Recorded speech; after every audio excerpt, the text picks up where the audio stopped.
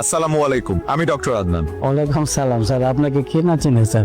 আপনাকে দেখে তো বেশ সুস্থ মনে হচ্ছে। কি সমস্যা আপনার? আল্লাহর রহমতে আপনার চিকিৎসা আমি সম্পূর্ণ সুস্থ স্যার।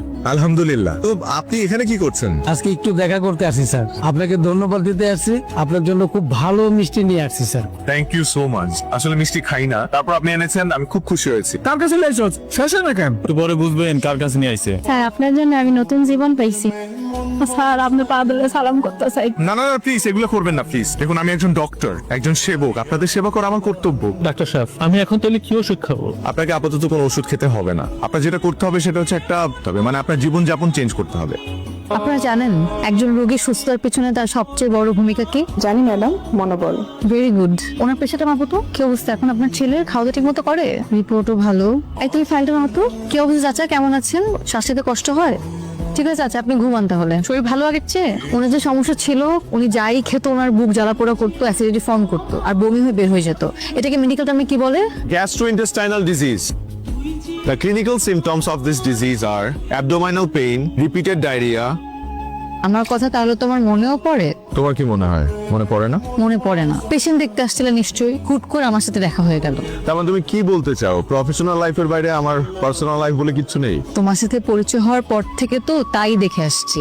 ম্যাডাম, তাহলে আমাদের প্রেম হলো কিভাবে বলেন তো? ভুলে গেছেন? গ্রুপ স্টাডি করতে করতে, নোটস শেয়ার করতে করতে আর স্কেলেটন নিয়ে পড়াশোনা করতে করতে। এবার মনে পড়েছে? হিউম্যান সাইকোলজি আপনি খুব ভালো বুঝলেও হিউম্যান বডি পার্টস আপনি একটু কম বোঝেন। নাহলে এত রাগ অভিমান করতেন না। ম্যাডাম, এত রাগ অভিমান করা হার্টের জন্য ক্ষতিকর। হার্টে প্রেসার পড়ে।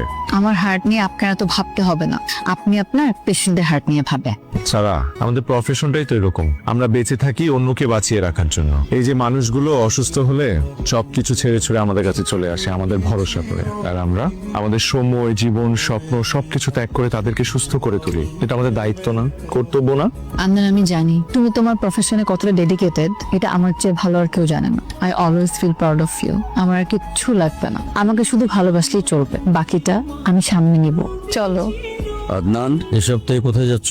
শিবপুর নামে এক থানায় যাচ্ছি। ওখানকার চিকিৎসা ব্যবস্থা নাকি খুবই খারাপ। ভালো ডাক্তার যায় না, হসপিটাল একটা আছে, ওটা না থাকার মতোই। মানুষজন নাকি খুব কষ্টে আছে। তোমার নিজের গ্রামের মানুষ তো আরো বেশি কষ্টে আছে। চিকিৎসার জন্য ওদেরকে শহরে যেতে হয়। অবহেলায় রোগ পুষে রেখে দিনকে দিন মারা যাচ্ছে। আর যেহেতু আমি ওই গ্রামের ছেলে, তারা আমাকে ফোন করে প্রায় বলে যে আমার ছেলে এত ভালো ডাক্তার, অথচ তাদের জন্য কিছু করছে না। বাবা, আমি তো মানুষ একটা, কত দিকে যাব?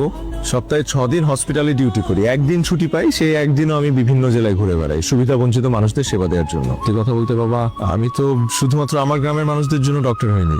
আমি আমার সামর্থ্য অনুযায়ী দেশের মানুষদের সেবা করে যেতে চাই। তারপরে বাবা, তুমি যেহেতু বলেছো, আমি তোমার কথা রাখবো। আগামী মাসে আমি পুরো টিম নিয়ে, আমার পুরো টিম নিয়ে আমি আমাদের গ্রামের বাড়িতে যাবো। আমি তোমাকে কথা দিচ্ছি, প্রয়োজনে তোমাকেও নিয়ে যাবো। সেটাই করো, ওরা তোমাকে এক্সপেক্ট করে, তোমার তো দায়িত্ব সেটা। বুঝতে পেরেছি বাবা। সারাকে তুই কেন এইভাবে ঝুলিয়ে রেখেছিস? মেয়েটার কি দোষ? সারাকে আমি কোথায় ঝুলিয়ে রাখলাম? কাজের ব্যস্ততার কারণে সময় কুলিয়ে উঠতে পারছি না তো। ইচ্ছে থাকলেই উপায় হয়। এত লক্ষ্মী একটা মেয়ে, ওকে এইভাবে কষ্ট দিস না বাবা।